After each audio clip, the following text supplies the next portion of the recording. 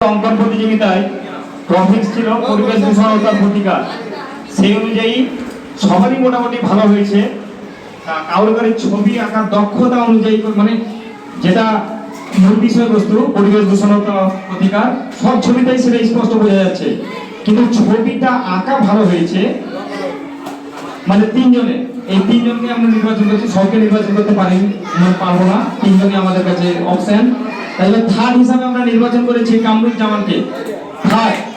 Third হিসাবে নির্বাচন করেছি কামরুজ্জামানকে।